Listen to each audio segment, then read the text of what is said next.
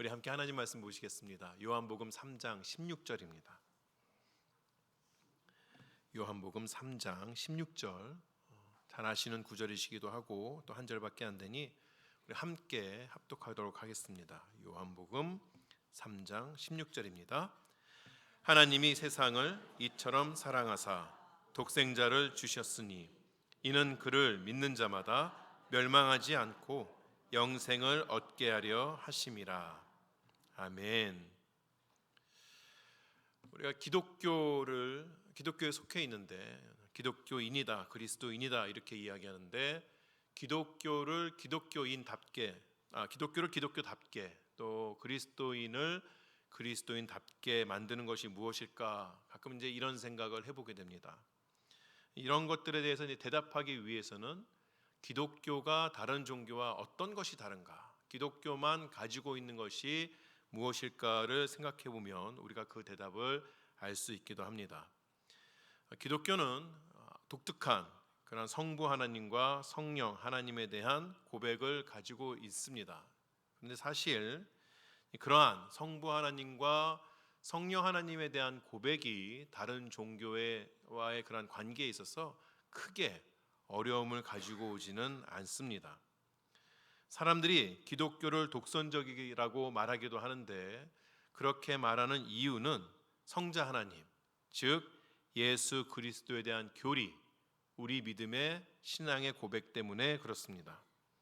예수님에게 호의적이었던 유대인들은 그 예수님께서 자기 자신에 대해서 말씀하셨을 때에 예수님을 돌로 치려고 했고, 베드로가 예수 그리스도의 복음을 전할 때에 옥에 갇히기도 했으며, 또 일곱 집사 중에 한 명이었던 스데반이 전하는 예수를 듣고 사람들은 그에게 돌을 던져서 죽였습니다.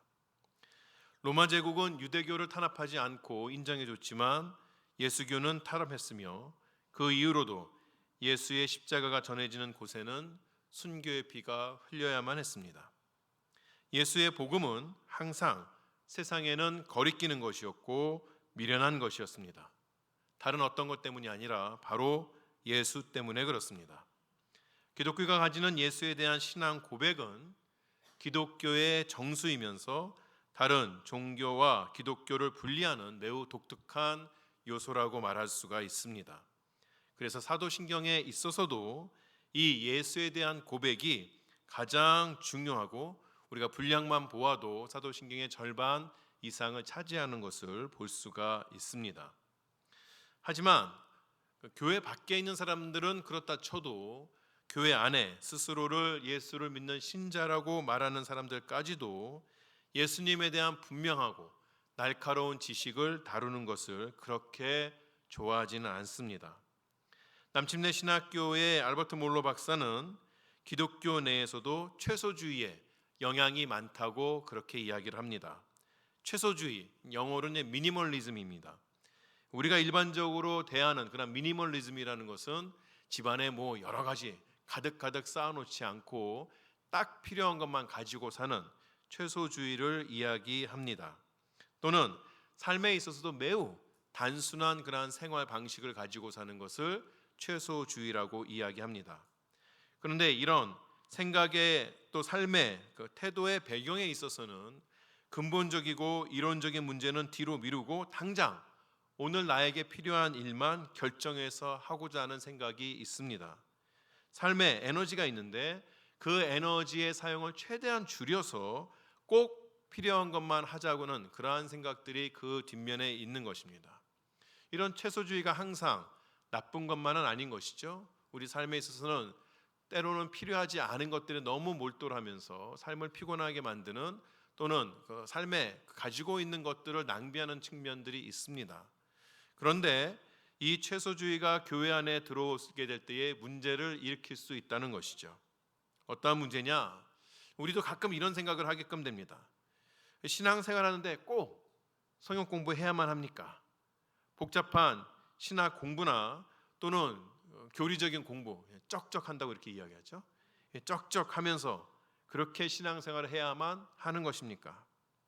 그냥 예수만 잘 믿으면 되지 괜히 막 신학적으로 교리적으로 따져서 서로 싸움만 하는 것이 정말 예수 잘 믿는 것입니까? 또는 예수님의 사랑만 본받으면 되는 것이지 그렇게 예수님이 이랬자 저랬다 말하는 것들이 우리에게 있어서 그렇게 중요한 것이겠습니까? 이런 생각들을 하게끔 된다는 것이죠. 이런 생각이 최소주의와 만나게 되면 신학적이고 역사적인 그러한 이야기들은 멀리하게끔 됩니다. 다만 지금 나에게 감동이 되는 예수님은 누구이신가? 지금 내 눈앞에 일어나는 일들 그것이 무엇인가? 여기에게만 집중하게 되는 것이죠. 성경 공부 안 하고 교리는 몰라도 오늘 내가 예배드리는 가운데 내 마음에 감동이 되었다. 그럼 나는 신앙생활 잘하고 있는구나. 이렇게 생각을 하게끔 된다는 것입니다. 그런데 기독교의 이단들은 바로 이런 생각들을 노리는 것이에요. 이단들은 오랜 시간 동안에 많은 신자들이 성경을 통해서 발견한 객관적인 예수님보다는 오늘 사람들이 원하는 조금 삐뚤어져 있는 아니면 예수님의 모습 중에서도 극히 일부만을 집어내어서 그것을 가지고 나와 사람들을 유혹하기 시작합니다. 기독교는 이런 신앙을 반대합니다.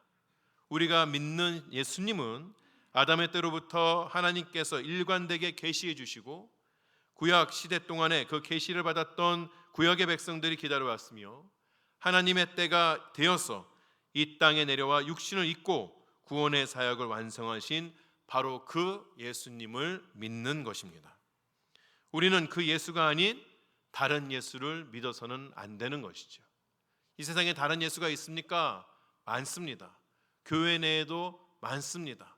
작업복을 입고 나와 노동자들만의 예수라고 하는 사람들도 있으며 여성을 위한 예수님을 만들어냈으며 또는 마이너리티를 위한 예수를 만들어냈으며 수많은 예수들을 통하여서 예수님의 전체를 바라보게끔 하는 것이 아니라 일부만 바라보게 하고 집중하게 하고 그래서 성경이 말하는 예수를 보지 못하게 하는 수많은 예수가 우리 주위에는 너무나도 많다는 것이죠.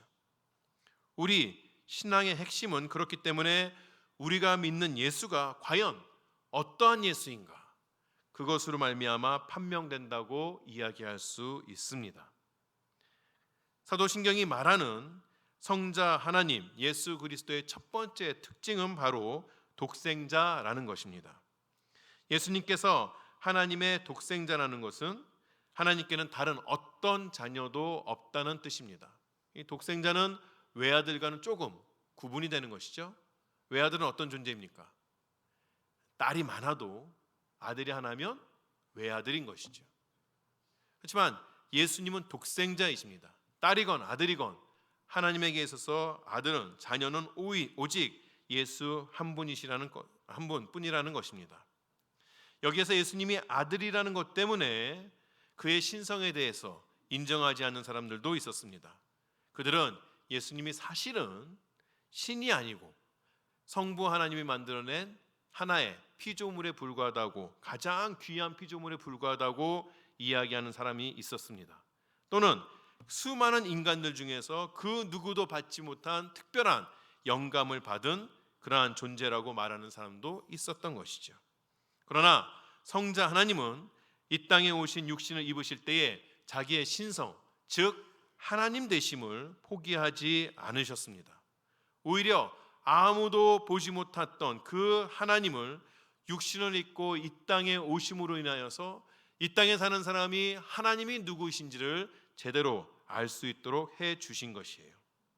그래서 니케아 신조는 예수님에 대해 창조했다는 말 대신에 영원히 나셨다라는 말을 합니다.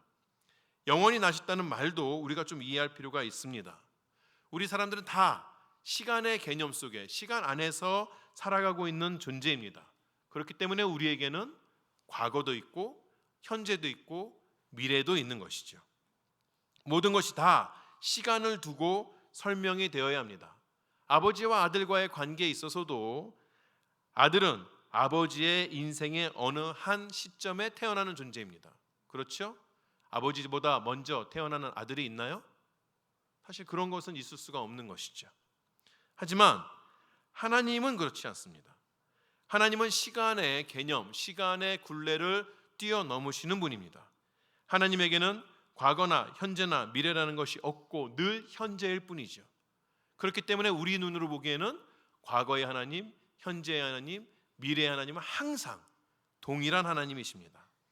이것을 가리켜서 영원한 현재라고 사람들은 이야기를 합니다. 성부 하나님께서 성자 하나님을 낳았다는 것도 그 수준에서 생각을 해야 한다는 것이에요. 그래서 성자의 출생을 영원한 출생이라고 합니다. 성부 하나님이 먼저 계시고 그 다음에 어느 순간 성자 하나님이 태어나셨다. 이것 자체가 시간의 개념일 뿐이에요. 성부와 성자는 늘 함께 계셨고 늘 동일한 일을 감당하고 계신다는 것이죠. 여기까지만 설명하겠습니다. 오늘 예배가 왜 이렇게 힘드냐?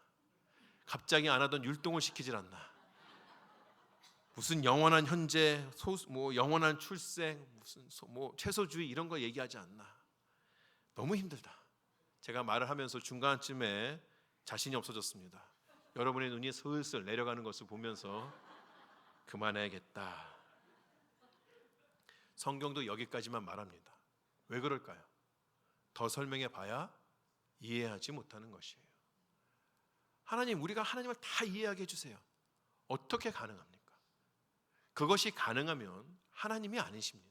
하나님 우리보다 위에 계신 분이고 우리의 개념과 우리의 존재를 뛰어넘으시는 분인 것이죠. 그렇다고 너무 말을 안 하면 자꾸 이단들이 와서 이런저런 소리 하니 여러분이 알아듣던 듣지 못하던 저에겐 또 말씀드려야 되는 의무가 있습니다. 중요한 거는 뭐냐? 중요한 것은 성자 하나님께서 피조물이 아니시고 성부와 동일한 하나님이시라는 것이 우리에게는 중요하다는 것이죠.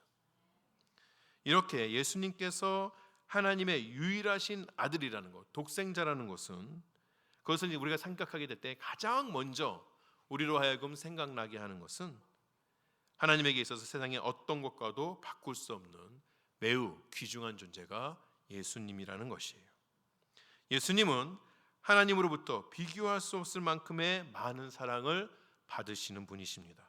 그래서 예수님께서 세례를 받으실 때에 성부 하나님께서 예수님에 대해 하신 말씀이 무엇인가요? 마태복음 3장 17절에 보면 이렇게 말씀하십니다. 하늘로부터 소리가 있어 말씀하시되 이는 내 사랑하는 아들이요 내 기뻐하는 자라 하시니라. 이 말씀은 후에 예수님께서 산에서 그의 광채를 제자들에게 드러내실 때에 우리는 흔히 이것을 가리켜서 변화산 이렇게 이야기하죠. 변화산이라고 따로 있는 게 아닙니다. 산이 있는데 거기서 예수님께서 변하셔서 변화산이라고 부르는 것이지 변화산이라고 이름 지어진 것이 있는 것은 아닙니다.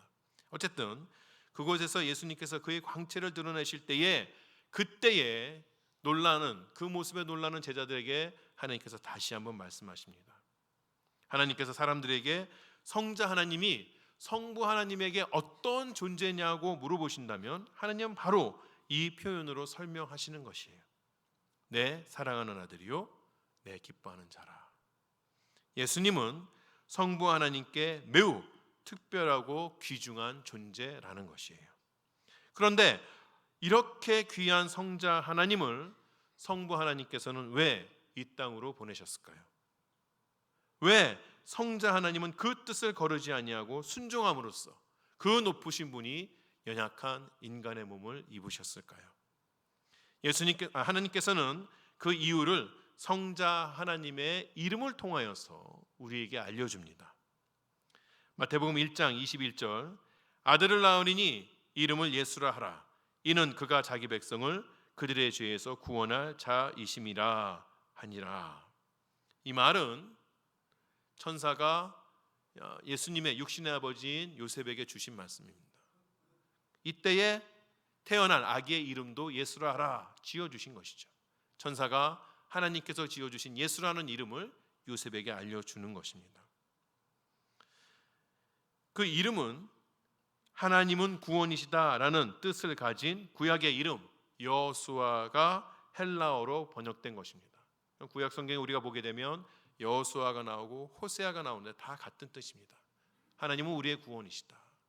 이것이 그리스 로마 시대 헬라어로 번역이 되면서 예수가 되는 것이죠. 이 세상은 그가 성자 하나님께서는 이 세상에 구원자로 오신 것입니다. 그가 구원자로 오셨다는 것은 지금 세상이 무엇인가에 종이 되어 있다 또는 묶여 있다는 의미가 되는 것이죠. 그렇지 않다면 우리에게 있어서 구원자는 필요가 없는 것입니다. 이 세상은 아주 특별한 구원자가 필요할 만큼 큰 어려움에 빠져 있습니다. 인간이 죄를 지음으로 말미암아 하나님과 떨어지게 되었기 때문에 그렇습니다. 그냥 멀어지기만 한 것이 아니라 하나님의 심판받기에 마땅한 존재가 되어버려서, 그리고 그 심판에서 벗어날 수 있는 지혜나 능력이 그 인간 스스로에게 있지 않기 때문에 모든 인간에게는 다 구원자가 필요한 것이죠. 구원자가 없다면 모든 인간의 종말은 멸망으로, 그리고 지옥불 가운데로 끝나게 되는 것이에요. 여러분, 우리가 이제 전도를 할 때 전도지들을 가지고 나아가는데 그 전도지에 보게 되면 인간이 죄인인 것을 반드시 말합니다. 하나님의 창조 다음에 우리가 꼭 알아야 되는 것은 인간이 죄인이라는 것이에요. 근데 우리가 사도신경을 쭉 보게 되면 그 인간이 죄인이라는 고백이 나오지는 않습니다. 하지만 우리가 예수를 믿는다라고 고백하는 것은 우리가 구원자가 필요한 죄인이라는 것을 고백하는 것입니다. 우리가 죄인이기 때문에 반드시 구원자가 필요하다는 고백이 된다는 것이에요. 그런데 예수라는 이름을 가지고 이 땅에 오신, 구원자로 이 땅에 오신 그 예수님께서는 어떻게 우리를 구원하시는가? 제임스 베커 목사님은 하나님과 올바른 관계를 맺기 위해서 죄인들에게 필요한 세 가지에 대해서 이야기합니다. 첫째는 우리가 하나님을 모르기 때문에 가르침이 필요합니다. 둘째는 우리가 하나님과 멀어졌기 때문에 화해와 용서가 필요합니다. 마지막으로 우리는 연약하고 미련하기 때문에 우리의 삶을 인도하고 보호해줄 그 누군가가 필요합니다.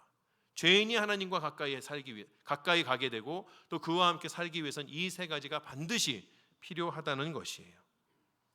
구약 시대에 유대 공동체에는 이런 일을 맡아서 하는 세 부류의 사람들이 있어 왔습니다. 하나님에 대한 가르침을 주는 사람들이 바로 선지자들입니다. 우리로 하여금 하나님과 화해하고 용서를 받을 수 있게 해주는 사람들이 바로 제사장들입니다. 그리고 연약하고 미련한 사람들을 보호하는 자들이 바로 유대의 왕들이었습니다. 선지자, 제사장, 왕, 구약 시대에는 이 사람들에게 기름을 부어서 그들이 하나님의 사역에 특별하게 부름받았다는 것을 공적으로 나타내 보여주었습니다. 그리고 이 유대 공동체 초기에는 이 사람들에게 다 기름 부음 받은 자, 히브리어로는 메시아라고 불러왔던 것이에요. 근데 어느 순간부터인가는 이 히브리어로 메시아, 구원자라는 명칭이 더 이상 이런 자들에게 주어지는 것이 아니라 앞으로 이 땅 가운데 하나님께서 약속하신 영원하신 구원자, 이 세 가지의 사역을 완벽하게 이룰 수 있는 바라보는 그 구원자에게만 주어지는 것이죠. 더 이상 메시아라는 그러한 이름이, 직함이라는 것이 많은 사람들에게 주어지는 것이 아니라 오로지 하나님께서 보내시는 그분에게만 주어지게 됩니다. 그런데 이 메시아라는 단어가 헬라어로는 그리스도라고 번역이 되는 것이에요. 예수님께서 바로 그 그리스도라는 것이죠. 예수, 그리스도라고 말할 때에 예수가 first name이고 그리스도가 last name이 아니고 예수가 이름이고 그리스도는 직함인 것이에요. 이일복, 목사라고 이야기하면 이일복이라는 이름에 목사라는 직함이 붙는 것처럼 예수는 그리스도라는 일을 하셨다는 의미가 되는 것입니다. 신약의 수많은 구절들은 구약이 기다려왔던 다윗의 후손으로 오시는 그리스도에 대한 예언을 바로 이 예수님에게 적용합니다. 예수님께서는 자신이 메시아, 즉 그리스도임을 스스로 선포하셨을 뿐만 아니라 구약의 예언들을 삶으로 성취하시면서 자신이 하나님께서 보내시는, 하나님께서 약속하신 바로 그 구원자 그리스도임을 분명하게 보여주셨습니다. 예수님께서는 삶을 통해 삼중직, 즉 선지자요, 제사장이요, 참 왕 되심을 완벽하게 완수해 내신 분이십니다. 예수님은 선지자로서 큰 권위를 가지고 말씀하셨어요. 예수님께서 성전에서 천국 복음을 가르칠 때마다 사람들은 그 말씀의 권위에 놀랄 수밖에 없었다는 것이죠. 또한 예수님은 우리를 하나님과의 관계를 화해시키고 하나님으로부터 용서를 받게 하기 위해서 스스로 속죄물이 되셔서 십자가에서 영원한 제사를 드리신 그 제사장의 역할을 감당하셨습니다. 우리는 바로 이 예수님의 속죄 사역을 통해 하나님의 양자, 즉 입양한 자녀가 되는 것이에요. 우리가 사도신경을 시작할 때 성부 하나님을 아버지로 부르죠. 본질상 오로지 성자 하나님 예수님만이 하나님의 아들이었으나 그러나 그 예수 안에서 믿는 자들이 다 양자로서 입양된 자로서 하나님의 아들이 되어서 그의 풍성함을 누릴 수가 있게 된다는 것이죠. 예수님은 또한 수많은 질병을 고치시고 많은 이들을 먹이시고 더 나아가서 거친 파도를 잠잠케 하시는 능력을 보이심으로 인하여서 인간을 포함한 모든 피조물들이 그의 다스림 안에 있다는 것을 나타내 보여주셨습니다. 왕으로서 그가 이 땅에 임하셨다는 것을 분명하게 증거하신 것이에요. 우리가 인류 역사를 보게 될 때에 세상에는 수많은 영웅들이 있었고 세상에는 수많은 구원자들이 있어 왔습니다. 그러나 그 누구도 인간이 가지고 있는 가장 큰 문제, 죄의 문제, 죽음의 문제를 해결할 수는 없었던 것이에요. 누구도 진정한 구원자 그리스도는 될 수 없었던 것이죠. 오직 예수님뿐입니다. 그분만이 세상을 구원할 수 있는 유일한 구원자 되신 것이에요. 그분만이 우리의 죄를 해결해 주어서 우리로 하여금 영생을 얻게 해 주셨다는 것입니다. 인류가 그토록 기다려왔던 그 구원자를 만난 감격과 확신이 베드로로 하여금 예수 그리스도를 십자가에 못 박은 바로 그 무리들 앞에서 담대하게 선포할 수 있도록 해 주었다는 것이에요. 사도행전 4장 11절 12절에는 베드로가 예수를 죽인 사람들 앞에서 고백하는 그 장면이 소개가 됩니다. 뭐라고 이야기합니까? 이 예수는 너희 건축자들의 버린 돌로서 집 모퉁이의 머릿돌이 되었느니라. 다른 이로는 구원을 받을 수 없나니 천하 사람 중에서 구원받을 만한 다른 이름을 우리에게 주신 일이 없음이라. 이것이 베드로가 많은 사람들 앞에서 고백했던 것이에요. 이 이름이 우리를 구원하는 것입니다. 여러분이 예수 그리스도를 믿습니다 라고 고백하는 것은 하나님의 아들이신 그 예수께서 죽을 수밖에 없는 죄인인 나에게 그리스도로 찾아오셔서 나의 죄를 구원하시고 나로 하여금 영생을 누리게 하셨다는 바로 그 믿음의 고백인 것이에요. 그 고백이 오늘 우리 입술에 있기를 바랍니다. 하나님의 독생자께서 우리에게 예수 그리스도가 되셨다는 것은 하나님께서 우리를 끔찍하게 사랑하신다는 그 큰 증표인 것이에요. 오늘 본문으로 삼은 말씀 다시 한번 읽어볼까요? 요한복음 3장 16절 우리 다시 한번 함께 읽겠습니다. 하나님이 세상을 이처럼 사랑하사 독생자를 주셨으니 이는 그를 믿는 자마다 멸망하지 않고 영생을 얻게 하려 하심이라. 아마 교회 다녀본 사람 치고 이 구절 모르는 사람이 없을 것 같아요. 제 기억에 교회에 나가서 첫 번째로 배웠던 율동이 이거였던 것 같아요. 제가 오늘 할까 하다가 여러분 너무 그 율동에 마음이 어려우실까 봐 하나님이 세상을 이처럼 이런 거 있죠. 교회는 왜 그렇게 이 요한복음 3장 16절을 좋아할까? 왜 그렇게 사람들에게 강조하는 것일까? 다른 건 안 외워도 왜 꼭 이것만큼 외우라고 그럴까? 뭔가 오늘 느낌이 오십니까? 하나님께서 독생자를 이 땅 가운데 내려보내신 그 이유가 무엇입니까? 우리에게 영생을 주시기 위함입니다. 영생이 무엇입니까? 하나님을 알고 그와 함께 하는 것입니다. 사람이 무엇이기에 다윗이 그렇게 고백하죠. 이 넓은 세상에서 먼지와도 같은 미물에 불과한 우리와 함께하기 위해서 성부 하나님의 지극한 사랑의 대상이시며 그와 함께 세상을 창조하시고 지금도 다스리는 그분을 십자가에 내어 주신다는 것이 이것이 가능이나 한 이야기입니까? 그것이 마땅하다고 우리가 이야기할 수 있을까요? 우리를 향한 하나님의 사랑이 그 정도입니다. 우리에게 하나님의 사랑에 대한 확신이 있습니까? 로마서 말씀 한번 같이 보도록 하겠습니다. 제가 읽겠습니다. 그런즉 이 일에 대하여 우리가 무슨 말을 하리요? 만일 하나님이 우리를 위하시면 누가 우리를 대적하리요? 자기 아들을 아끼지 아니하시고 우리 모든 사람을 위하여 내주신 이가 어찌 그 아들과 함께 모든 것을 우리에게 주시지 아니하겠느냐. 8장 31절 시작하는 그런즉 이 일에 대하여, 이 일이 무엇입니까? 정말 하나님이 나를 사랑하여 주실 것인가? 내 인생 가운데 수많은 어려움과 고난과 내 인생 가운데 이루지 못하는 일들이 너무나도 많이 있는데, 지금도 내 주위를 둘러싸고 나를 공격하는 수많은 무리들 가운데 살고 있는데, 하나님은 그 모든 것들을 통하여서 나를 위하여 선하게 만들어 주신다, 합력하여서 선하게 만들어 주신다는 그 일이 가능이나 한 일일까? 정말 하나님 나를 위하여 그 일을 하여 주시는 것일까? 내가 이렇게 어려움을 당하고 있다는 것은 하나님 너무나도 바쁘셔서 이 세상의 모든 별들과 이 세상의 모든 것들을 다스리기 계시기 때문에 나 같은 존재는 보이지도 않아서 나를 잊어버려서 나를 떠나셔서 내 인생 가운데 이런 일들이 일어나는 것이 아닐까? 그러한 생각이 나를 끊임없이 공격하고 나로 하여금 하나님을 떠나게 하려 할 때에 내 마음에 의심이 일어난다는 것이죠. 하나님 정말 나를 사랑하시는 것일까? 그런 의심이 끊임없이 우리에게 주어집니다. 사실 우리는 그런 의심 가운데 매 순간을 살아나갑니다. 교회 안에 있다고 해서 우리 마음속에 그런 의심이 사라지지 않는다는 것이에요. 근데 그럴 때마다 우리가 기억해야 하는 것이 무엇입니까?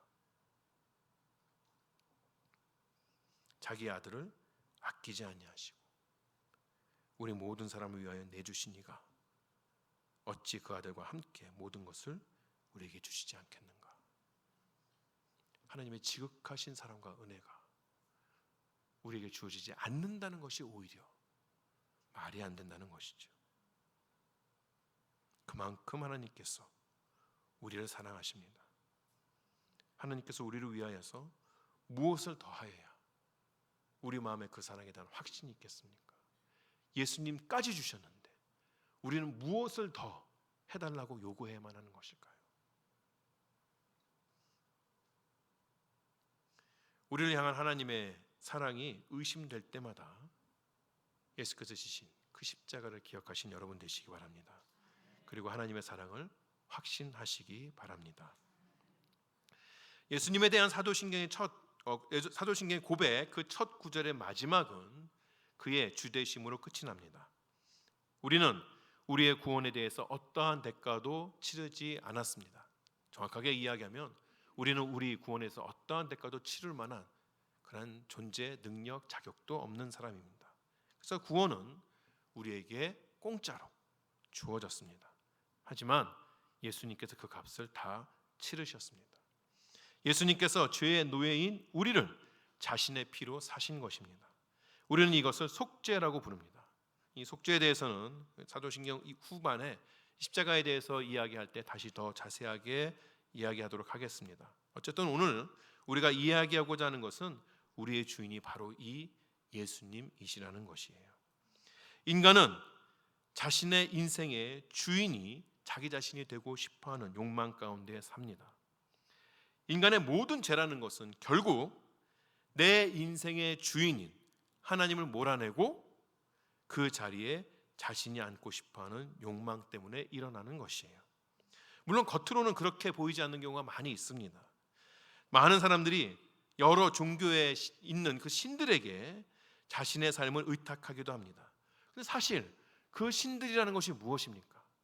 사람들이 손으로 깎아 만든 것에 불과한 것이에요.